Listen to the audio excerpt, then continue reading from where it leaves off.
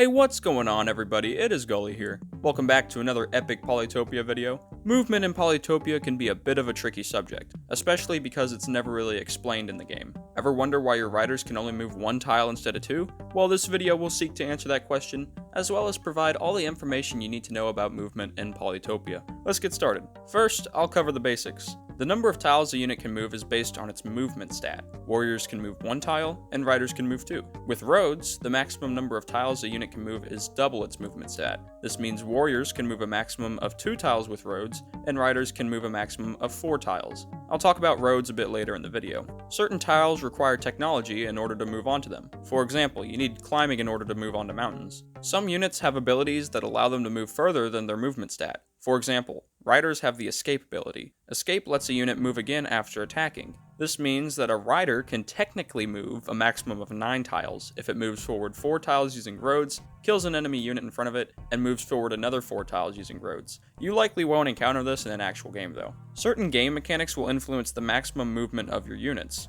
Rough terrain, such as forests and mountains, will stop your units in their tracks. Moving from an empty tile onto a forest or mountain tile will cost all of your units' remaining movement points, and I'll talk about movement points a bit later in the video as well. Similar to rough terrain, enemy units will also block the movement of your own units. This is because enemy units exhibit an aura, known as zone of control, within a 1 tile radius around themselves. If a movement path you're taking involves moving through an enemy unit's zone of control, don't expect to get very far, as moving into the zone of control will consume all of your units' remaining movement points. Now onto the advanced stuff. Okay, so what the heck are movement points? Well, it's simply a way to quantify how far a unit can move. A unit's movement points are equal to its movement stat. A movement of 2 means 2 movement points. Moving through a normal empty tile, also known as a field tile, has a movement cost of 1, so a rider with 2 movement points can freely move through 2 tiles, as long as the first tile they move through is a field tile. When a unit runs out of movement points, it will not be able to move any further. So how do roads work with movement points in rough terrain? Well, it's a rather simple interaction.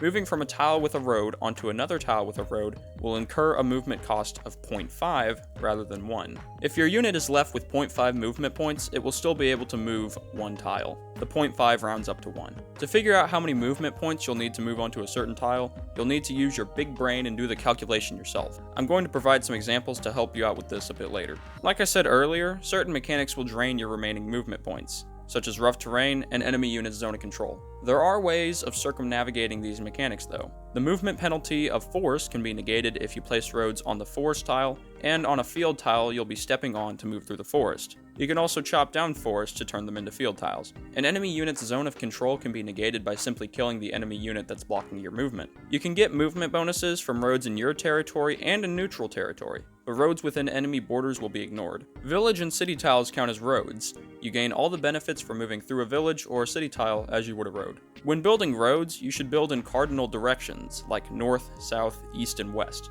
Due to Polytopia's square-based tile design, this allows you to gain the maximum amount of movement with your roads. Take a look at this example. Ignore that one of the roads is on a mountain for a second. Each section has 4 roads, but the blue section will give you a wider range of movement while still making it to the target tile. Now, I have some specific examples picked out that I'll walk you through to help you better understand a unit's interaction with roads in rough terrain. In order to gain the movement bonus from a road, a unit does not necessarily have to begin movement while on a road. For example, this rider can move 3 tiles onto this fruit tile. Let's count out the unit's movement points as it moves. Remember, riders have a total of 2 movement points. Moving from a tile without a road to a road tile consumes 1 movement point. So after moving from the forest onto the road, we have 1 movement point left. To move to the next tile, we go from a road tile to another road tile, so this consumes 0.5 movement points, which leaves us with 0.5 movement points remaining. Finally, we can move from the road tile to the fruit tile and use all the rider's remaining movement points. Now in this screenshot here, we see that our rider is still blocked by a forest, even though there's a road tile on the forest. Why is this?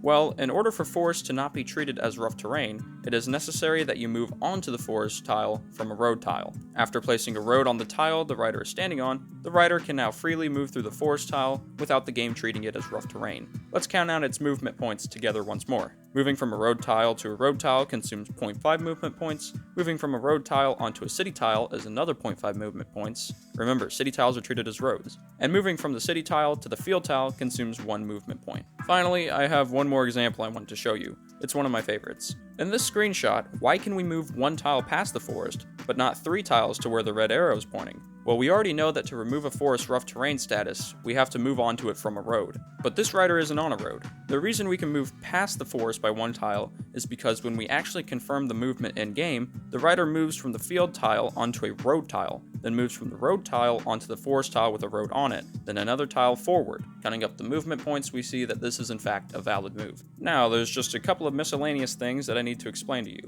If you're in an alliance with another tribe, you can use their roads for movement as if they were your own. Also, allies units don't exhibit a zone of control on your units. Some of Symante's units have special abilities that influence movement. These are known as Creep and Sneak. Creep negates any movement penalties from rough terrain, like forests and mountains. When a unit with Creep moves through a tile with rough terrain, the game treats it as a field tile, consuming one of the unit's movement points. Sneak negates an enemy unit's zone of control. A unit with Sneak can freely move in and out of an enemy unit's zone of control with no movement penalties. Polaris also has a couple of mechanics that influence their unit's movement. Units with the Skate ability gain double movement on ice tiles. This means that battle sleds on ice can move a maximum of 4 tiles. However, on land, they can only move 1 tile max, even with roads. The Glide ability gained through the Polarism tech applies to units without the Skate ability. With Glide, units gain extra movement when moving across ice. Think of it as placing a road on every ice tile on the map for your units without Skate. And I think that about covers everything. I hope you found this video useful.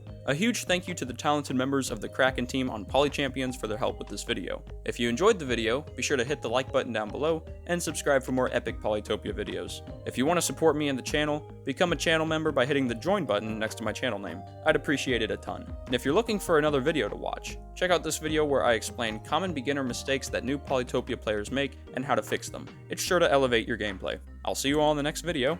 Have a spectacular day.